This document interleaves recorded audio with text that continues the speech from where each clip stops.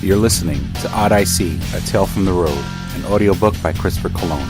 All rights reserved. Any resemblance to persons living or dead are purely coincidental. Chapter 22. Bruce almost dropped the ham. His face contorted in sorrow. Being blind and taken by surprise, he made no attempt to disguise his emotions. Either, his mind was swimming in thoughts too much to correct his display of vulnerability, or he really didn't care that he was exposed. He wanted to be tough when we first met him. It was survival instinct. Now that facade has melted away. In front of us was a fragile, homeless, blind, heroin addict whose body was starting to shiver from anxiety. "Is my baby all right? Please tell me she's all right," he begged. I tried to sound as assuring as I could. "The last time we saw her, a couple of hours ago, she was doing fine. You'd be proud of her. She's gone into her own business. She said that she doesn't need to live in the shadow of her father anymore. I knew she'd turn out all right. That was the worst part of getting fired from the Rey del Sol casino, being separated from my baby. I mean, her real father loved her, without a doubt, but he was always too busy to just sit down and listen to his little girl, to talk to her.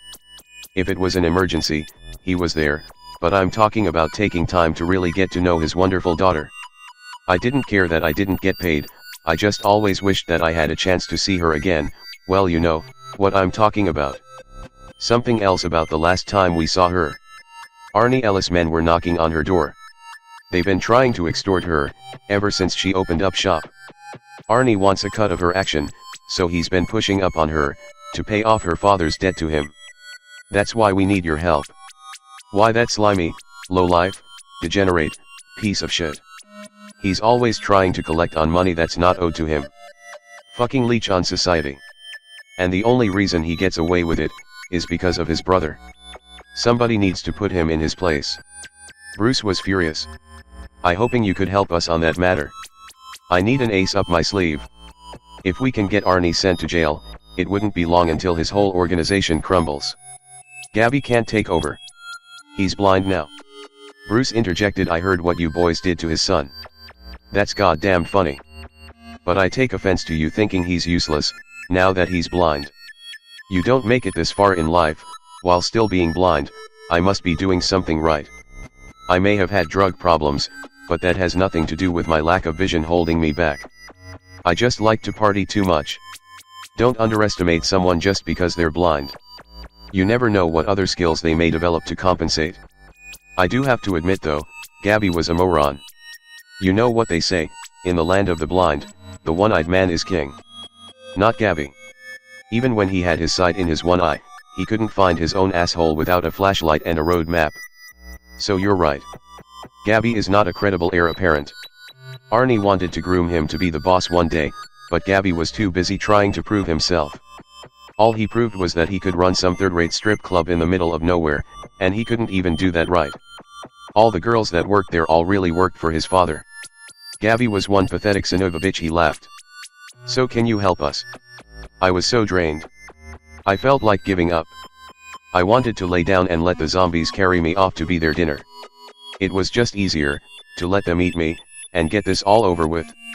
"I need you to do something for me first." He wanted to bargain? Was he serious? "We have no money. I just gave you the last bit of change from my pockets. What do you want?" I was mentally exhausted. "I want you to take me to Layla," he said, unflinching. I could tell that this was a non-negotiable clause in our verbal contract. There was only one problem. Layla is a couple of towns over. The guy that gave us the ride, left us at the border of Southland Park. It's too far to walk. And believe me when I tell you, I've done more walking in the past couple of days, than I had planned to do for the rest of my life. I want to help you, but I honestly don't see how we can. "Gentlemen," Bruce said with a smile on his face, "the best part of my lifestyle is that I can call any place home and I can pick up and leave anytime I wish. When there's a will, there's a way. I just need you guys to be my tour guides to Layla. I'll arrange our transportation.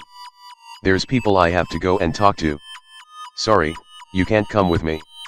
Let's just say that the people I need to talk to, get very suspicious of unfamiliar faces. and if they did recognize your faces they might also recognize that you're the guys that Arnie is looking for and slit all our throats. So I suggest we part ways for now and meet back here in 3 hours. Corey spoke up, "You're being a real pain in the ass about this old man. Didn't we just tell you that Layla could be in trouble? And now you have to disappear to make arrangements. Corey, will you just shut your mouth? Can't you see that he is trying to help us? I've had it with him.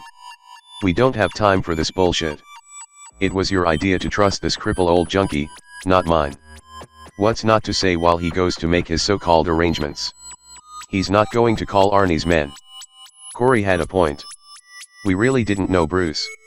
Maybe we were being played for as suckers. Bruce did have to be crafty to survive this long. If he sold us out to Arnie, he could use that money to buy plenty of heroin. But I trusted Bruce. I don't know why, I just did. When I gave him the message from Layla, he seemed genuinely distressed. He couldn't have been that clever to think of a way to double-cross us that fast. Or could he? Who said that? Bruce asked. All this time, I was doing the talking and Bruce only heard me and Eddie speak, so Corey's voice came as a surprise to him. Once again, I was the diplomat. Don't worry about him, Bruce. He's just stressed out. We're all stressed out. He doesn't speak for the rest of us. We really need your help. Corey was pissed off. Andy, I'm telling you right now. You're putting all your faith in this homeless drug addict. He's going to end up fucking us in the end. And when he does, I'm going to put it all on you. You want to be the captain, then you can go down with the ship. Bruce spoke to Corey. You bite your tongue, boy. From what I can tell, you've been the biggest troublemaker since you guys had that run-in with Arnie's son. Andy needs to worry about you, a hell of a lot more, than he does me. Corey was bested in that one statement. He had no rebuttal, so he just kept silent, like I wish he did from the beginning.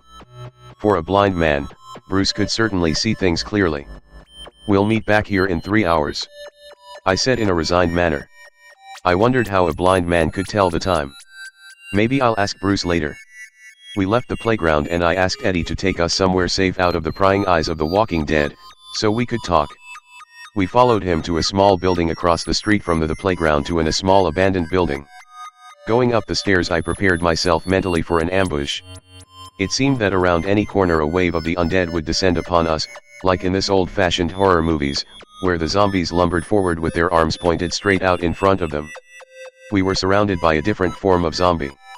If in reality I saw something moving that slowly towards me, I could easily dodge it and run away. There was an underlying fear, and my mind was reverting to my childhood, when those kinds of movies scared the crap out of me. A friend of mine told me once that zombies represented the end of the world. We were so little in the grand scheme of things. We have no real control over death or catastrophe. That's what the zombies represent, an overwhelming, unstoppable power of death itself manifested in legions of masses looking to consume you. That scared the shit out of me and still does. As much as we would like to think we are in control, we are not, and can be swatted off the face of the earth, just as easily as we would swat an annoying fly buzzing around the room. We followed Eddie to the roof of the building.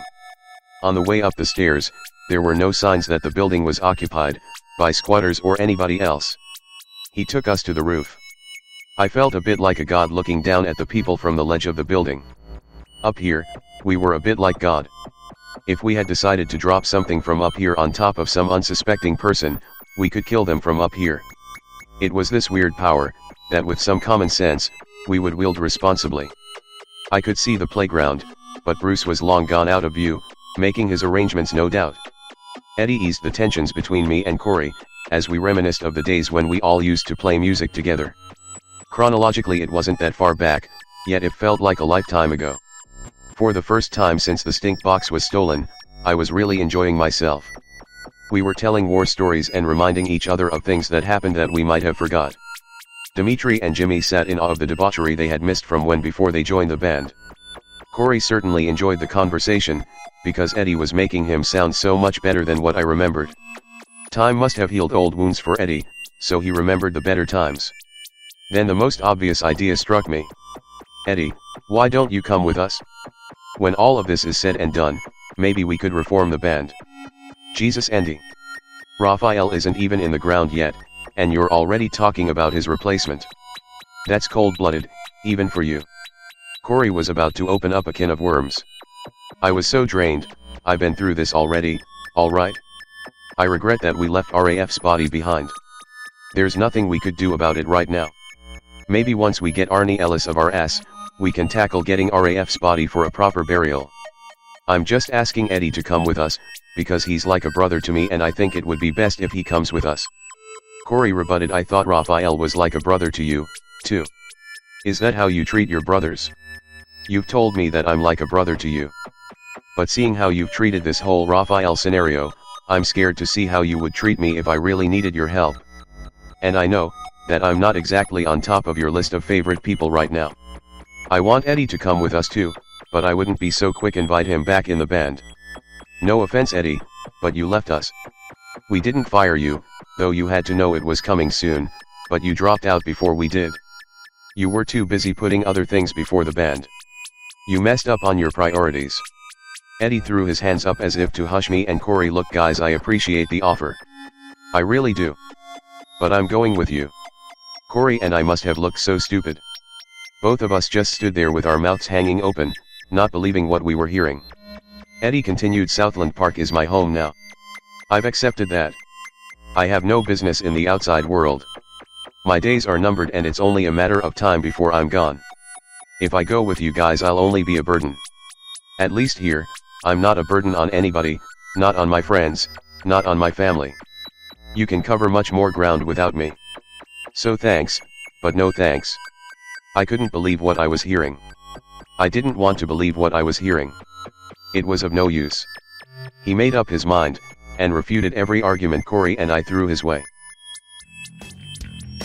Please visit twostrangersonePodcast.net.